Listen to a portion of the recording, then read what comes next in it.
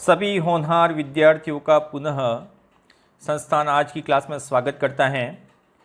हम पिछले दो टॉपिक में ध्वनि पार्ट 1 और ध्वनि पार्ट 2 के 55 क्वेश्चन को सॉल्व कर चुके थे। आज हमारा टॉपिक बेस्ड है प्रकाश पे यानी कि लाइट पे। प्रकाश से संबंधित आज के 50 प्रश्न हैं। वह पुलिस कांस्टेबल भर्ती परीक्षा, रीट लेवल 1, रीट लेवल 2, पटवार भर्ती परीक्षा और व्याख्याता भर्ती परीक्षा के लिए समान रूप से उपयोगी है। आप इन प्रश्नों का उत्तर कमेंट बॉक्स में ज़रूर दें। आपका एक बार स्वमूल्यांकन हो जाएगा। तो लेट्स स्टार्ट। आज की क्लास स्टार्ट करते हैं प्रकाश से। आज हम प्रकाश से संबंधित कुछ महत्वपूर्ण प्रश्नों पर विचार करते हैं। पहला ही प्रश्न आपके सामने है। पहला ही प्रश्न है, प्रकाश छोटे छोटे कणों से मिलकर बना होता है जिसे कहते हैं। आपके उत्तर है तो कमेंट बॉक्स में ज़रूर देते रहें। इसके 4 ऑप्शन हैं, परमाणु, न्यूट्रॉन, पॉजिट्रॉन या फोटॉन। अर्थात प्रकाश के छोटे छोटे कण हैं, उन्हें क्या कहा जाता है? तो इस प्रश्न का ऑप्शन आपका होना चाहिए फोटॉन। यही क्वांटम सिद्धांत कहलाता है प्रकाश का, जो मैक्स प्लांक के द्वारा दिया गया था। तो पहला प्रश्न है, उसका उत्तर है फोटॉन। प्रकाश फोटॉन नामक छोटे छोटे कणों से मिलकर बना होता है। दूसरे प्रश्न की बात करें। दूसरा प्रश्न है, प्रकाश की तरंग किस प्रकार की होती है? इतना ही इम्पोर्टेंट है। प्रकाश तरंग किस प्रकार की होती है?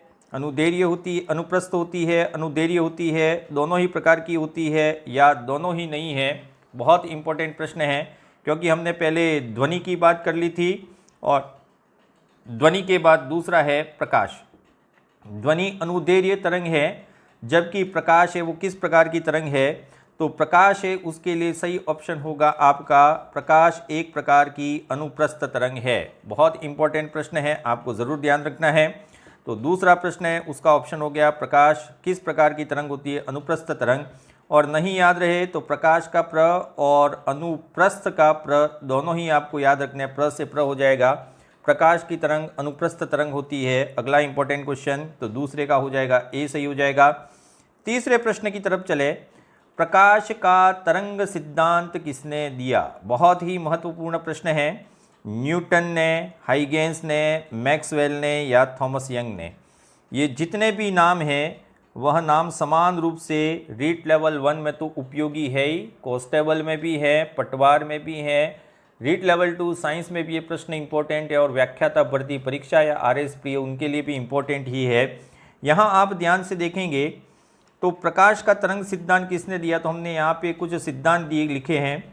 सबसे पहला ही लिखा है मैंने यहाँ प्रकाश का तरंग सिद्धांत, ये दिया था हाइगेंस ने। और दूसरा है प्रकाश का व्यतिकरण का सिद्धांत है, व्यतिकरण का सिद्धांत देने वाले थॉमस यंग थे। तीसरा है विद्युत चुंबकीय सिद्धांत, मैक्सवेल ने दिया था। प्रकाश विद्युत प्रभाव है, वह क्रॉम्पटन ने दिया था। कणिका सिद्धांत है, वह न्यूटन ने दिया था। और प्रकाश का क्वांटम सिद्धांत है, वह प्लांक के द्वारा दिया गया था। तो प्रकाश का तरंग सिद्धांत किसने दिया? तो प्रकाश का तरंग सिद्धांत है वह किसने दिया था? हाइगेंस ने। तो इसका सही ऑप्शन क्या हो जाएगा? बी हो जाएगा। बिल्कुल ध्यान रखें, तीसरे का बी सही ऑप्शन है। अगले प्रश्न की ओर बढ़े। निम्नलिखित में से किस घटना के कारण या किस घटना के आधार पर प्रकाश तरंगों को अनुप्रस्थ होने की पुष्टि होती है? ये जितनी भी घटनाएं लिखी है, अपवर्तन, पूर्ण आंतरिक परावर्तन, ध्रुवण और परावर्तन, इसमें कौन सी घटना है वह अनुप्रस्थ तरंग होने की व्याख्या करती है? तो सीधा सा लॉजिक है, आपको सीधा राइट करना है, ध्रुवण की घटना। ध्रुवण की घटना है केवल किसमें होती है? अनुप्रस्थ तरंगों में ही संभव है। इसलिए प्रकाश की जो अनुप्रस्थ तरंग होने की व्याख्या है वो केवल कौन सा प्रभाव दर्शित करता है? ध्रुवण वाला। नेक्स्ट चले।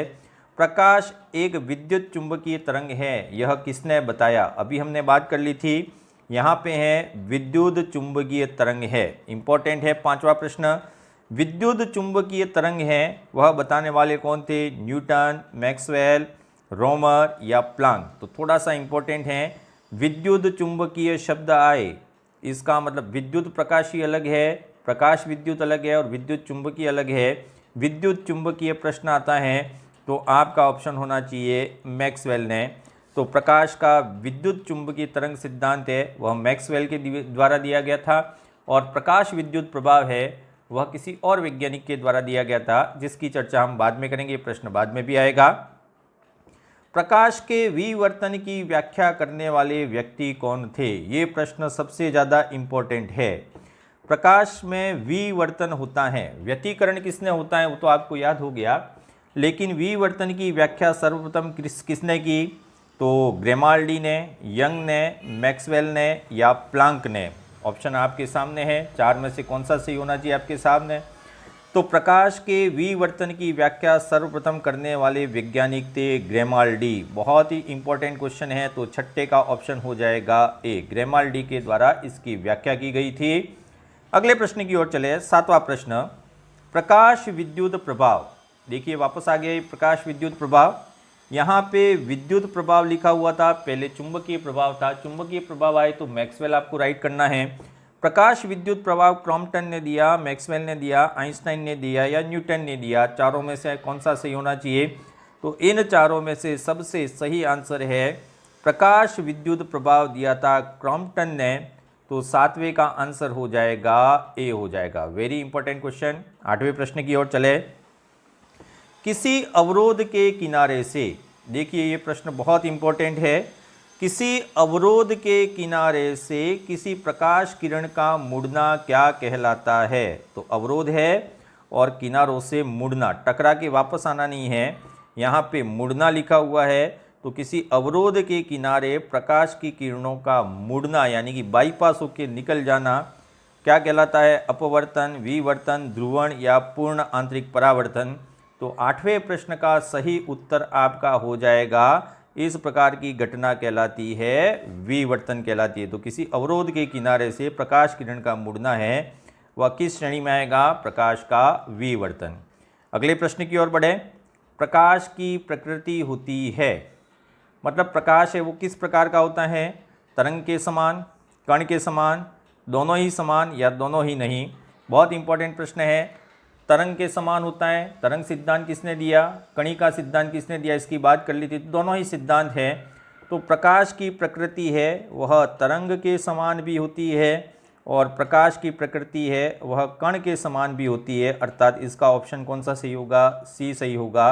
अर्थात प्रकाश तरंग के रूप में भी संचरित होता है और प्रकाश है वह तरंग के रूप में भी संचरित होता है। दोनों ही ऑप्शन आपको सही करने हैं। अगले प्रश्न की ओर बढ़े, 10वां प्रश्न, प्रकाश का किसी चिकने पृष्ठ पे, बहुत इंपॉर्टेंट प्रश्न, आपने उत्तर तो आधा दे ही दिया होगा। प्रकाश का किसी चिकने पृष्ठ से टकराकर वापस लौटने की घटना क्या कहलाती है? इंपॉर्टेंट, परावर्तन, अपवर्तन, विवर्तन या नियमित परावर्तन? तो बहुत सारे लोगों के दिमाग में आता है कि टकरा के वापस आ जाए उसे परावर्तन तो कहते हैं, लेकिन यहाँ स्पेसिफिक एक ब्रैकेट में दे दिया चिकना पृष्ठ है, तो परावर्तन तो होता ही है, लेकिन चार ऑप्शन में एक दूसरा ऑप्शन भी सही है। वह ऑप्शन कौन सा हो जाएगा? नियमित परावर्तन। सबसे ज़्यादा इंपॉर्टेंट पॉइंट कहते हैं, सारे ऑब्जेक्ट पढ़ने चाहिए जितने भी विकल्प दिए हुए हैं। परावर्तन तो है ही, लेकिन परावर्तन भी किस प्रकार का होता है? नियमित परावर्तन। तो चिकने पृष्ठ से हमेशा किस प्रकार का परावर्तन होगा? नियमित परावर्तन। तो इसका ऑप्शन नंबर डी सही है। नेक्स्ट चलें 11वें प्रश्न में। 11वां प्रश्न क्या कहता है समझ ले, प्रकाश की ध्रुवण की घटना से सिद्ध होता है कि प्रकाश तरंगे कैसी होती है? तीक्ष्ण होती है, प्रगामी होती है, अनुप्रस्थ होती है या अनुदैर्घ्य होती है? Very important question. पहले बात कर चुके हैं कि ध्रुवण की घटना केवल एक ही प्रकार की किरणों में होती है। आपके दिमाग में आ गया होगा कौन से में होती है भाई? अनुप्रस्थ में होती है या अनुदैर्घ्य तरंगों में होती है? तो डेफिनेटली अगर किसी भी किरण में ध्रुवण होता है तो वह किरण किस प्रकार की होगी? अनुप्रस्थ होगी। तो प्रकाश की ध्रुवण की घटना है वह प्रकाश के अनुप्रस्थ तरंग होने की व्याख्या करती है। इंपॉर्टेंट क्वेश्चन आपको याद रखना है। 12वें प्रश्न की ओर चले, प्रकाश का वेग सबसे पहले किसने ज्ञात किया? प्रकाश का वेग सबसे पहले ज्ञात करने वाले वैज्ञानिक कौन से? न्यूटन है, मैक्सवेल है, रोमर है या थॉमस यंग एवं प्लांक? तो बहुत इजी क्वेश्चन है, सीधा सा प्रकाश के वेग से संबंधित अगर कोई भी प्रश्न आता है तो आपको राइट करना है रोमर। सबसे पहले रोमर ने ही प्रकाश का वेग ज्ञात किया था। तो प्रकाश का वेग ज्ञात करने से संबंधित वैज्ञानिक कौन से थे? रोमर थे। 12वां क्वेश्चन इंपॉर्टेंट। 13वें प्रश्न की ओर चले। प्रकाश का माध्यम में ताप वृद्धि के साथ प्रकाश की गति क्या होती है?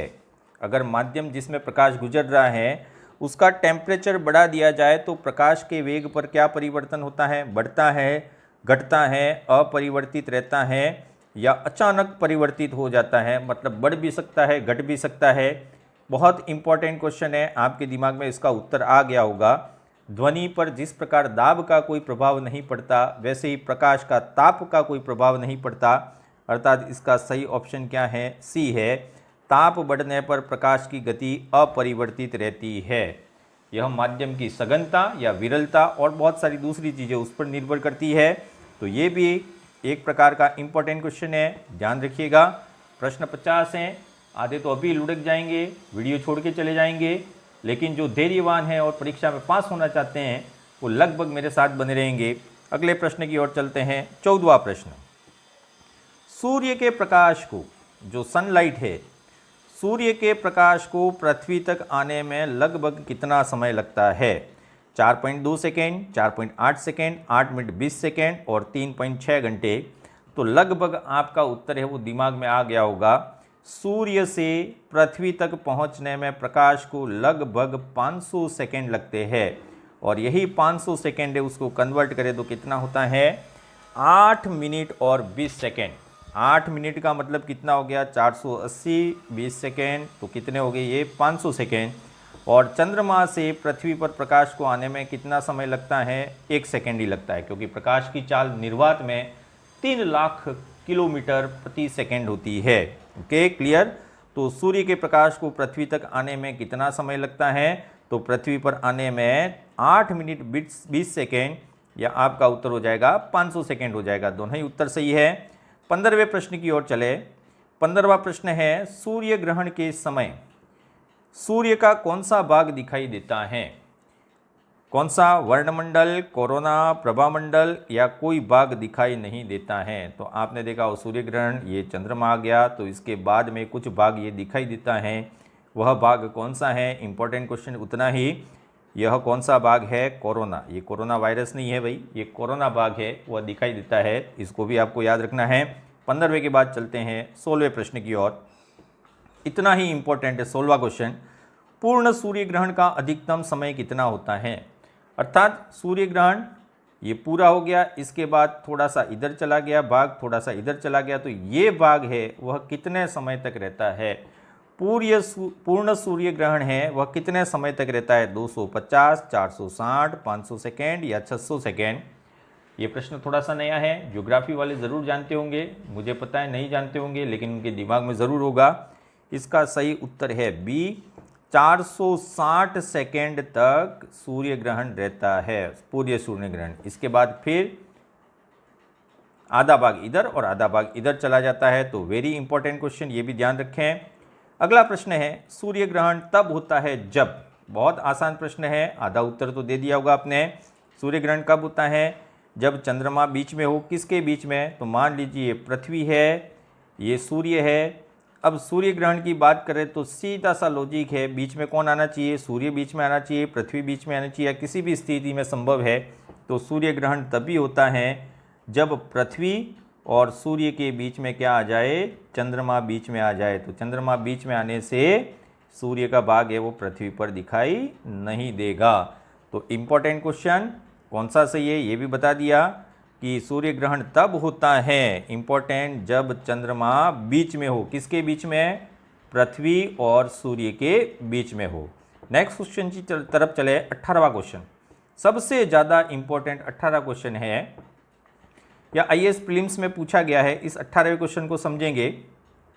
18वां क्वेश्चन क्या कहता है? एक ऑप्शन थोड़ा सा नीचे है, आप मैनेज कर लेंगे, हमें पता है।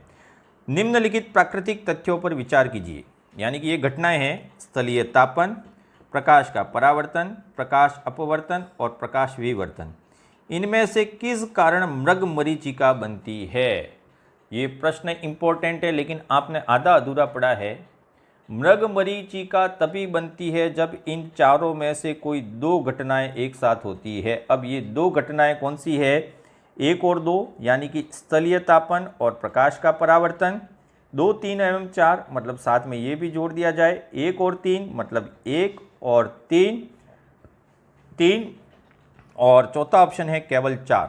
तो ध्यान रखिएगा, मृगमरीचिका तभी बनती है जब स्थल का तापमान बढ़े।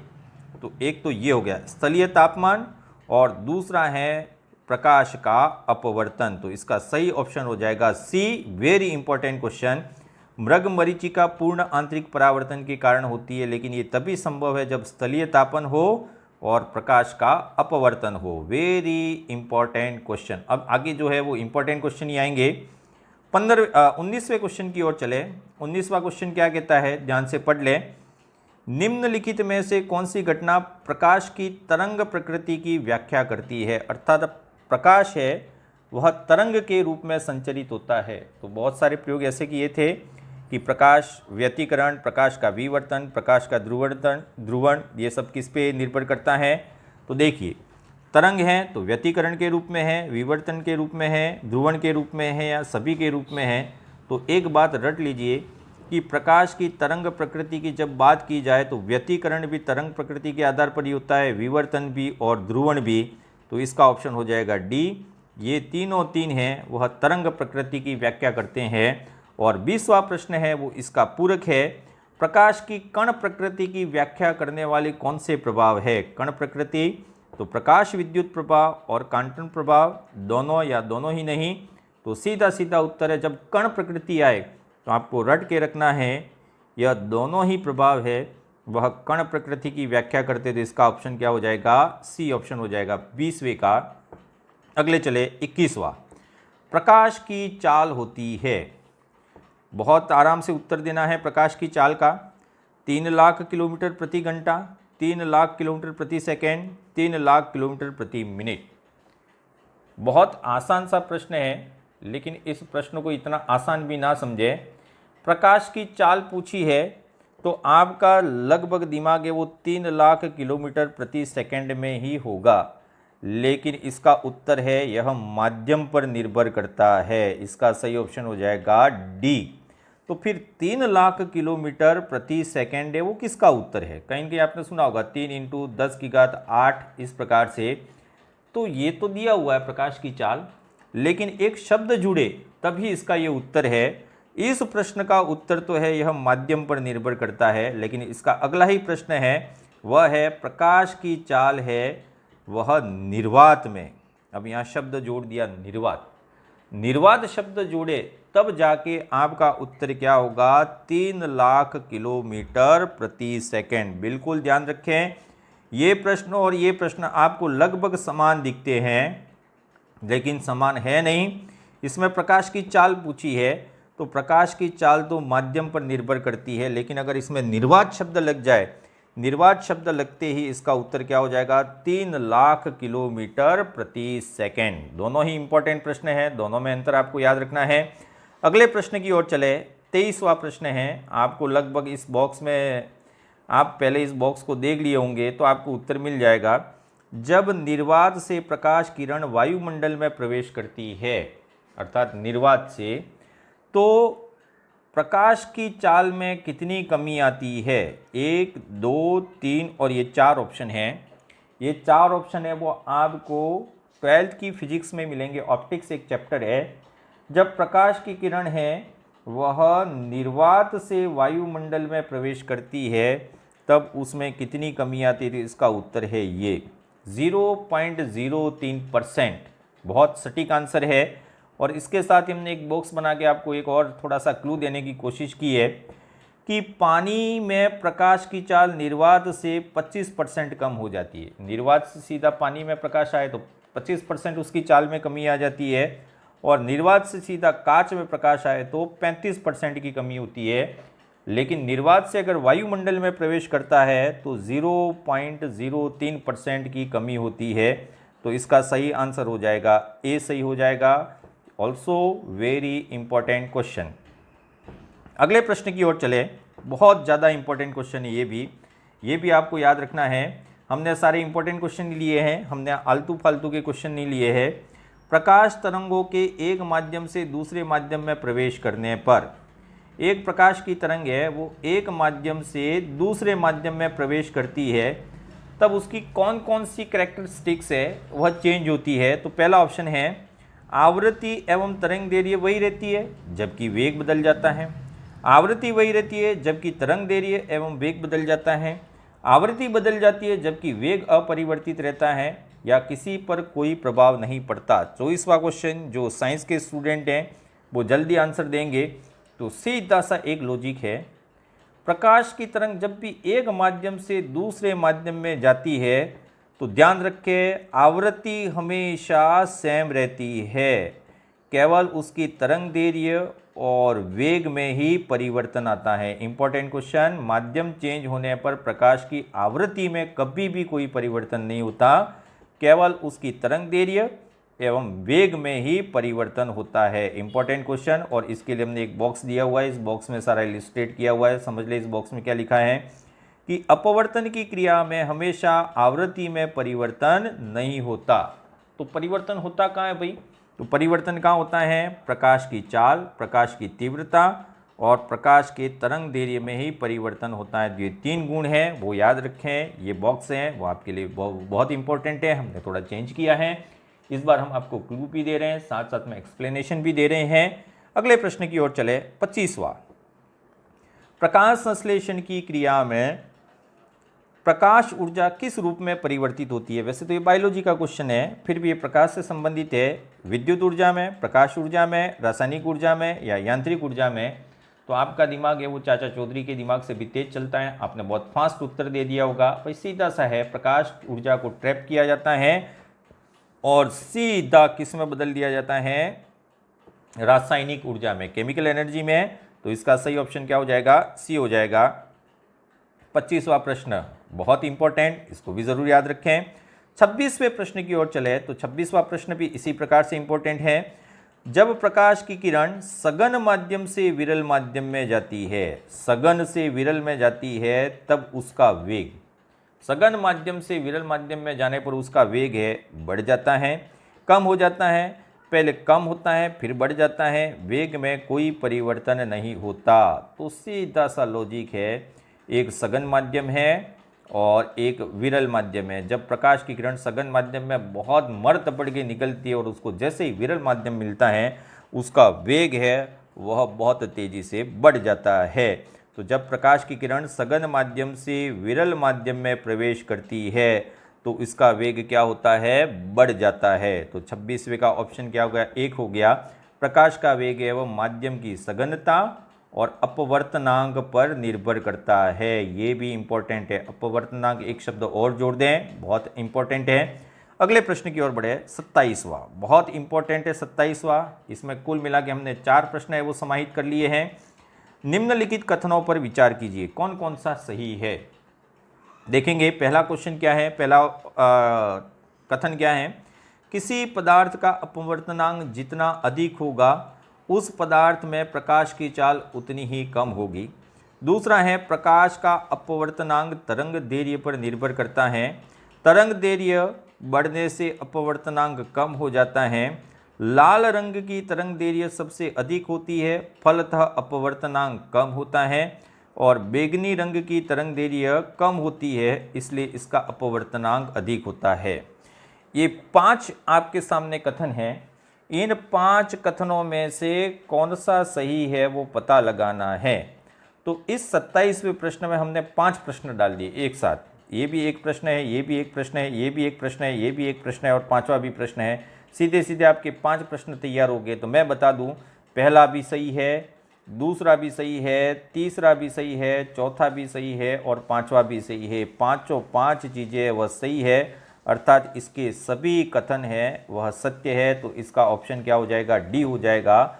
देखिए इसकी अगर आपको पीडीएफ प्राप्त करनी है तो पीडीएफ प्राप्त करने के लिए 9460377145 ये व्हाट्सएप नंबर है हमारा, इस पर आप मैसेज कीजिए, आपको हम पीडीएफ दे देंगे। बिना तकलीफ किए हम आपको पीडीएफ नहीं देंगे। ये प्रश्न है उत्तर सहित व्याख्या सहित आपको पीडीएफ के रूप में प्राप्त करने हैं, तो इस नंबर पर व्हाट्सएप कीजिए, आपको मिल जाएंगे। ठीक है, तो ये 27वां क्वेश्चन हो गया। सीधे 28वें क्वेश्चन की ओर चले। पूर्ण आंतरिक परावर्तन है बहुत इंपॉर्टेंट क्वेश्चन। देखिए, आधा पड़ा हुआ हमेशा नुकसानदायक होता है, फिर भी देखते हैं। पूर्ण आंतरिक परावर्तन कब होता है? 28वां क्वेश्चन उतना ही इंपॉर्टेंट है। जब आपतन कोण का मान क्रांतिक कोण से अधिक होता है। क्रांतिक कोण का मान आपतन कोण से अधिक होता है। दोनों का मान समान होता है या कोई निश्चित नहीं, क्योंकि यह दोनों पर ही निर्भर नहीं करता है। पूर्ण आंतरिक परावर्तन पे कई बार चर्चा कर चुके हैं, आप फिजिक्स के ज्ञाता हैं, कई बार फिजिक्स भी पढ़ चुके हैं, फिर भी ध्यान रख ले पूर्ण आंतरिक परावर्तन का सही ऑप्शन क्या होगा? तो ऑप्शन नंबर ए, आपतन कोण का मान है वह क्रांतिक कोण से अधिक होता है। सबसे ज़्यादा इंपॉर्टेंट क्वेश्चन है, बिल्कुल पढ़ते रहिए। अगले क्वेश्चन की बात करें, 29वां क्वेश्चन, मृग मरीचिका। मृग मरीचिका किसका परिणाम है? ये 4 चीज़ें लिखी हुई ऑप्शन आपके सामने, इन चारों में से कौन सा है? प्रकाश का पूर्ण आंतरिक परावर्तन, प्रकाश का अपवर्तन, प्रकाश का अपवर्तन एवं पूर्ण आंतरिक परावर्तन, और प्रकाश का विवर्तन एवं व्यतिकरण। तो डेफिनेटली आपका जो उत्तर है वो इस पे ही जाएगा, प्रकाश का पूर्ण आंतरिक परावर्तन। लेकिन ये उत्तर आधा है, इस उत्तर को पूरा करने के लिए आपका सही उत्तर होगा प्रकाश का अपवर्तन भी होता है और पूर्ण आंतरिक परावर्तन भी होता है। तो इसका ऑप्शन हो जाएगा सी, सबसे ज़्यादा इम्पोर्टेंट क्वेश्चन। अब तक ऑप्शन यही आता था परीक्षा में, इसलिए ये सही होता था, लेकिन अगर ये ऑप्शन आ जाए बीच में तो यही ऑप्शन सही है। तो 29वां है प्रकाश का अपवर्तन एवं पूर्ण आंतरिक परावर्तन। 30वें प्रश्न की ओर चले। 30वां उतना ही सरल है जितना आगे वाले थे। किसी माध्यम में सूक्ष्म कणों की उपस्थिति के कारण प्रकाश का सभी दिशाओं में प्रसारित होना, हर दिशा में ऐसे प्रसारित हो जाए तो इस प्रकार की घटना को क्या कहते हैं? प्रकाश का परावर्तन, अपवर्तन, प्रकीर्णन या प्रकाश का विसरण। सबसे ज़्यादा इंपॉर्टेंट क्वेश्चन ये 30वां। तो कौन सा होना चाहिए? तो सीधा सा लॉजिक है इसमें, प्रकाश का प्रकीर्णन। इस प्रकार की घटना है, सूक्ष्म कणों की उपस्थिति में वायुमंडल में प्रकाश के कणों का सभी दिशाओं में प्रकीर्णित हो जाना, यही घटना प्रकीर्णन कहलाती है। इससे इंटेंसिटी है वह कम हो जाती है। तो 30वां क्वेश्चन अगेन इंपॉर्टेंट, इसको भी ध्यान रखें। अब चले 31वें प्रश्न पर। 31वां प्रश्न क्या कहता है? प्रकीर्णन वास्तव में क्या है? तो ये तो हो गई इसकी परिभाषा, प्रकीर्णन ये होता है। लेकिन प्रकीर्णन वास्तव में क्या है? प्रकाश का उत्सर्जन है, प्रकाश का अवशोषण है, पहले अवशोषण और पुनः उत्सर्जन है, या इनमें से कोई नहीं। बहुत सबसे ज़्यादा इंपॉर्टेंट क्वेश्चन, इसमें भी ध्यान दें। जब प्रकाश का प्रकीर्णन होता है ये वाली घटना, तब पहले प्रकाश का अवशोषण होता है और पुनः क्या होता है? उत्सर्जन होता है। तो ऑप्शन नंबर सी सही है। बहुत इंपॉर्टेंट क्वेश्चन, प्रकीर्णन क्या है? प्रकाश का अवशोषण और पुनः उत्सर्जन की घटना है। अगले प्रश्न की ओर चले, 32वां क्या कहता है उसको भी समझ लें। सही कथन का चयन कीजिए, इसमें से कौन सा कथन है वह सही है? 32वें पे समझें। बैंगनी रंग का प्रकीर्णन सबसे ज़्यादा एवं लाल रंग का प्रकीर्णन सबसे कम होता है। दूसरा ऑप्शन है प्रकीर्णन के कारण ही आकाश का रंग है वह नीलाई दिखाई देता है। प्रकाश के प्रकीर्णन का विस्तृत अध्ययन करने के लिए सर सीवी रमन को 1930 में नोबेल पुरस्कार मिला था। या फिर सभी कथन सत्य है? दो तो आपको लगते हैं सत्य हैं, लेकिन सीवी रमन ने वास्तव में यही काम किया था। तो डेफिनेटली इस प्रश्न में सही उत्तर यही है कि पहला ऑप्शन भी सही है, दूसरा भी सही है, तीसरा भी सही है, अर्थात इसका ऑप्शन कौन सा सही होगा? डी।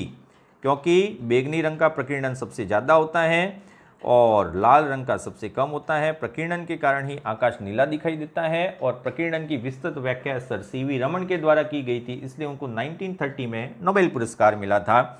ज्ञाता हैं ही आप, आपको पता है। अगले प्रश्न की ओर चलें, 33वां बहुत ज़्यादा इंपॉर्टेंट ये भी।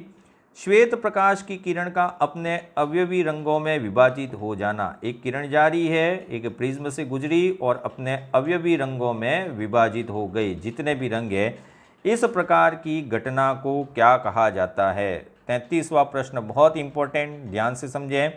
वर्ण विक्षेपण, प्रकाश का विसरण, प्रकाश का ध्रुवण या प्रकाश का विवर्तन। आपके दिमाग से कौन सा सही होना चाहिए? डेफिनेटली इस प्रकार की जो घटना है, यानी कि विभाजित होने की घटना है, वह कहलाती है प्रकाश का वर्ण विक्षेपण। तो 33वें का सही हो गया, ए ऑप्शन सही है। अगले प्रश्न की ओर चले, 34वां प्रश्न क्या कहता है? बहुत इजी है 34वां प्रश्न। प्रकाश के वर्ण विक्षेपण से उत्पन्न रंगों के समूह को तो स्पेक्ट्रम कहा जाता है, जिसमें एक सिरे पर कौन सा रंग और दूसरे सिरे पर कौन सा रंग होता है। सबसे सरल प्रश्न है ये, 34वां प्रश्न है, वो सबसे सरल है, सीधा सा है।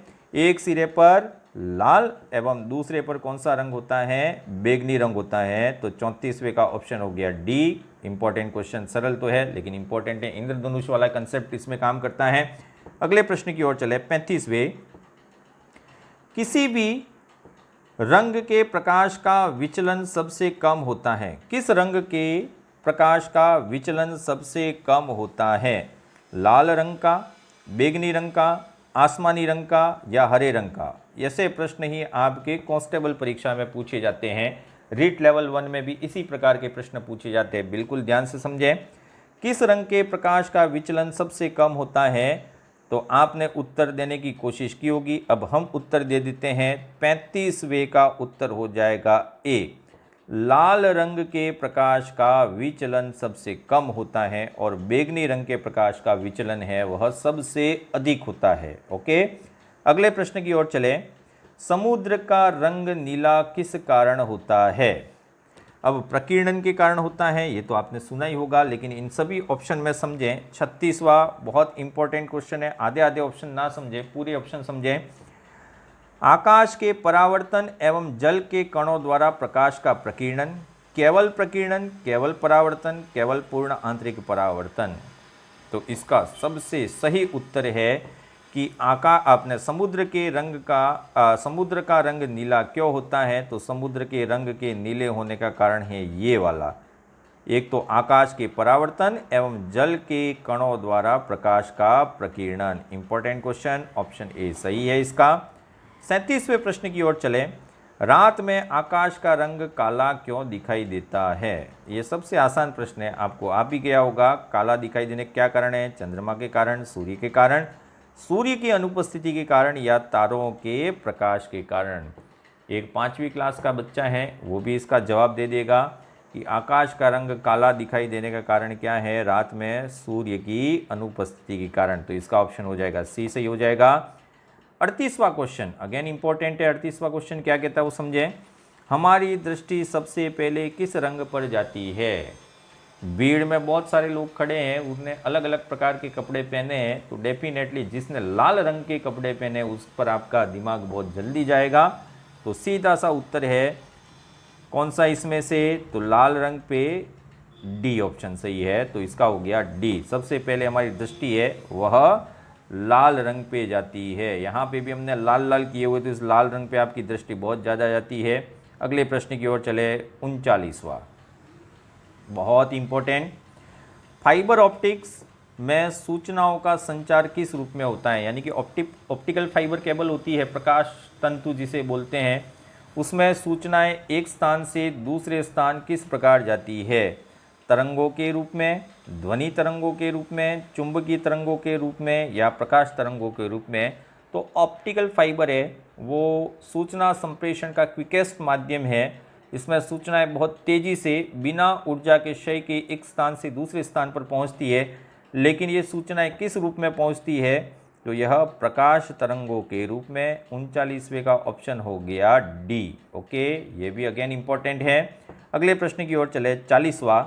खतरे के निशान जो भी है उस निशान का लाल रंग होता है, क्यों भाई? तो लाल रंग का प्रकीर्णन सबसे ज़्यादा होता है, प्रकीर्णन सबसे कम होता है, अपवर्तन सबसे ज़्यादा होता है या अपवर्तन सबसे कम होता है। बहुत इंपॉर्टेंट प्रश्न, लेकिन उत्तर बहुत आसान है। 40वें का हो जाएगा लाल रंग का प्रकीर्णन है वह सबसे कम होता है। इंपॉर्टेंट। और बैगनी रंग का प्रकीर्णन है वो सबसे ज़्यादा होता है, इसलिए बैगनी रंग है वो दिखाई नहीं देता है दूर से, लेकिन लाल रंग है वो दूर से भी दिखाई देता है। अगले प्रश्न की ओर चले, 41वां। वैसे तो ये ऑफ द ट्रैक क्वेश्चन है, लेकिन पूछा तो प्रकाश में ही जाएगा। ब्लैक बॉक्स का रंग होता है जो एरोप्लेन्स में लगते हैं, एक्सीडेंट के बाद इसी ब्लैक बॉक्स को ढूंढा जाता है। उस ब्लैक बॉक्स का रंग किस प्रकार का होता है? काला, पीला, लाल या नारंगी? तो ब्लैक बॉक्स का रंग होता है आपका, बहुत इंपॉर्टेंट प्रश्न है ये, ब्लैक बॉक्स है वह किस प्रकार का होता है? नारंगी रंग का होता है, काला नहीं होता है ना भाई। ब्लैक का मतलब काला होता है, लेकिन ब्लैक बॉक्स है वो काले रंग का नहीं होता है। एक अगले क्वेश्चन की ओर बढ़े, 42वां, बहुत इंपॉर्टेंट, बहुत कम जगह आपको मिलेगा। प्रकाश तरंगों की तीव्रता का मापन किस यंत्र के द्वारा किया जाता है, या कह सकते हैं सूर्य से आने वाली किरणों की तीव्रता है वह तीव्रता किस यंत्र के द्वारा मापी जाती है? लाइटोमीटर, फोटोमीटर, वेक्टोमीटर या एक्टियोमीटर? नाम से ही आपको पता चल जाएगा, लेकिन नाम से पता करने गए तो फिर लाइटोमीटर, फोटोमीटर, इसमें से कौन सा है? तो आपका सही उत्तर होगा एक्टियोमीटर। प्रकाश तरंगों की तीव्रता मापने के लिए एक्टियोमीटर का प्रयोग होता है। इंपॉर्टेंट क्वेश्चन ये भी आपके लिए। अगले प्रश्न की ओर बढ़े, 43वां, यहाँ से 7 प्रश्न है वो बहुत इंपॉर्टेंट है। 43वां प्रश्न क्या कहता है? इंद्रधनुष का निर्माण होता है किस घटना के कारण? प्रकाश का अपवर्तन, प्रकाश का वर्ण विक्षेपण, प्रकाश का विसरण या जल की बूंदों में से प्रकाश के अपवर्तन के कारण होने वाला वर्ण विक्षेपण। 43वां प्रश्न बहुत इंपॉर्टेंट है और 43वें प्रश्न का उत्तर भी उतना ही सरल है। चौथा है, ध्यान रखें, पूर्ण आंतरिक परावर्तन या वर्ण विक्षेपण हर जगह सही उत्तर नहीं होता। जल की बूंदों से प्रकाश का अपवर्तन और उसके कारण होने वाला वर्ण विक्षेपण। 43वां प्रश्न बहुत ज़्यादा इंपॉर्टेंट, इंद्रधनुष इसी के कारण निर्मित होता है। अगले प्रश्न की ओर बढ़े, 44वां, इसमें से कौन सा कथन है वह असत्य है? असत्य कथन कौन सा है? तो ध्यान से इन चारों ऑब्जेक्ट को पढ़ें, कौन कौन से ऑप्शन है। प्राथमिक इंद्रधनुष में लाल रंग पट्टी बाहर तथा बैंगनी रंग है वो अंदर की ओर होता है। इसमें सूर्य की किरणों का 2 बार अपवर्तन और 1 बार पूर्ण आंतरिक परावर्तन होता है। द्वितीयक इंद्रधनुष में बैंगनी रंग है वह बाहर होता है और लाल रंग अंदर होता है, और द्वितीयक इंद्रधनुष में 1 बार अपवर्तन और 1 बार पूर्ण आंतरिक परावर्तन होता है। अब इंपॉर्टेंट तो है, रंग भी आपको पता होंगे। पहला ऑप्शन सही है, दूसरा ऑप्शन सही है, तीसरा ऑप्शन सही है, लेकिन चौथे की बात करें तो द्वितीयक इंद्रधनुष है उसमें 1 बार अपवर्तन और 2 बार अपवर्तन और 2 बार है वह पूर्ण आंतरिक परावर्तन होता है, यानी कि दोनों ही कितनी बार होते हैं? 2-2 बार होते हैं। तो ये चौथा ऑप्शन है वह गलत है। तो असत्य कथन कौन सा है? डी असत्य है। आगे चलते हैं, 45वां प्रश्न क्या कहता है उसको समझे। वस्तु उसी रंग की दिखाई देती है जिस रंग का वह अवशोषण करती है, अपवर्तन करती है, परावर्तित या उत्सर्जित करती है या विसरण करती है। तो सीधा सा ऑप्शन है, वस्तु उसी रंग की दिखाई देती है जिस रंग का वह परावर्तन या उत्सर्जन करती है। इंपॉर्टेंट क्वेश्चन, परावर्तन और उत्सर्जन। तो 45वां हो गया, सी हो गया। 46वें क्वेश्चन की ओर चले तो 46वां क्वेश्चन आपको वैसे ही आता होगा। सभी रंगों का मिश्रित परावर्तित प्रभाव, सभी रंग है वो परावर्तित होकर कौन सा मिश्रित प्रभाव देंगे, यानी कि कौन सा रंग बनाएंगे। 46वां क्वेश्चन बहुत इंपॉर्टेंट है। काला रंग, लाल रंग, हरा रंग या श्वेत रंग। तो सभी रंगों का मिश्रित परावर्तित प्रभाव है वह किस रंग का होता है? श्वेत रंग का। तो 46वें का ऑप्शन हो जाएगा, डी हो जाएगा। अगले प्रश्न की ओर चले, 47वां, प्राथमिक रंगों का समूह है। अब इसमें 2 प्रश्न हैं। पहला तो आपको आ जाएगा, प्राथमिक रंग कौन से होते हैं? 47 बहुत इंपॉर्टेंट है। लाल नीला हरा, लाल पीला नीला, लाल हरा काला, पीला बैंगनी और लाल। तो आपने उत्तर दे दिया होगा इसमें कि कौन से रंग है वो प्राथमिक रंगों के समूह में आते हैं। प्राथमिक रंग ये होते हैं कि इनको निश्चित अनुपात में मिला दिया जाए तो दूसरे प्रकार के रंगों का निर्माण यही करते हैं। तो प्राथमिक रंगों का समूह कौन सा है? ऑप्शन ए, लाल, नीला और हरा, ये है वो प्राथमिक रंग की श्रेणी में आते हैं। Important question. लेकिन इसी प्रश्न को बदल दिया जाए और फिर कह दिया जाए आपको पेंटिंग कलर्स होते हैं जो पुताई के काम आते हैं। पुताई के रंगों यानी कि पेंटिंग कलर्स के लिए प्राथमिक रंग कौन से हैं? तब आपका ऑप्शन बदल जाएगा। कौन सा होना चाहिए? लाल पीला हरा, नीला पीला लाल, काला हरा लाल, पीला बैंगनी लाल। 48वें क्वेश्चन का सही ऑप्शन हो जाएगा 2। इसमें है नीला, पीला और लाल। तो ये प्रश्न और ये प्रश्न, दोनों ही प्रश्नों में ये अंतर है इसी लाइन का, यानी कि पेंटिंग कलर्स का। ठीक है, दोनों ही याद रखें। एक है प्राथमिक रंगों का समूह, लेकिन एक है पेंटिंग कलर्स के लिए प्राथमिक रंग कौन से होते हैं, तो दोनों ही ऑप्शन अलग हैं, दोनों ही प्रश्न है वो इम्पोर्टेंट हैं, दोनों में एक कलर का डिफरेंस है। अगले प्रश्न की ओर चले, वह है 49वां प्रश्न क्या कहता है, समतल ध्रुवित प्रकाश उत्पन्न करने के लिए किस यंत्र का प्रयोग किया जाता है, समतल दर्पण, अवतल दर्पण, उत्तल लेंस या फिर पोलेराइड। 4 ऑप्शन देख के आपके दिमाग में वैसे ही आ गया होगा, इसका सही ऑप्शन कौन सा है, तो पोलेराइड। पोलेराइड क्या होता है, तो 2 कांच की प्लेटें होती है, उसके बीच में एक पतली झिल्ली फंसाई जाती है, जिसको ही पोलेराइड बोलते हैं इस यंत्र को। और आगे व्याख्या करेंगे पार्ट 2 प्रकाश में। अगले क्वेश्चन की बात करें जो आज का लास्ट है, और आज का लास्ट क्वेश्चन क्या होता है तो देख लें, आपका उत्तर सब सही जाएगा, पता है एक का भी सही नहीं जाएगा। पोलेराइड के निर्माण में कांच की प्लेटों के बीच एक पतली फिल्म का प्रयोग किया जाता है, जो किसकी बनी होती है, नाइट्रोसेल्यूलोज की, ग्लिसरीन एवं सेल्यूलोज की, नाइट्रोसेल्यूलोज एवं हर्पेथाइड की, या नाइट्रोसेल्यूलोज और सोडियम की। क्या कहता है आपका दिमाग, तो आपका दिमाग जो कहता है वो सही है अगर उत्तर दिया हो तो, कि पोलेराइड में जो पतली फिल्म होती है वह बनी होती है नाइट्रोसेल्यूलोज एवं हर्पेथाइड की। तो इसका ऑप्शन हो गया सी। आप इसी प्रकार की प्रश्नोत्तरी को आप हमारे YouTube चैनल से देख सकते हैं, यहाँ क्लिक करेंगे PDF फाइल में तो ये वीडियो आपका खुल जाएगा। Thank you and keep smiling. कल हम लाइट पार्ट 2 के रूप में मिलेंगे। धन्यवाद।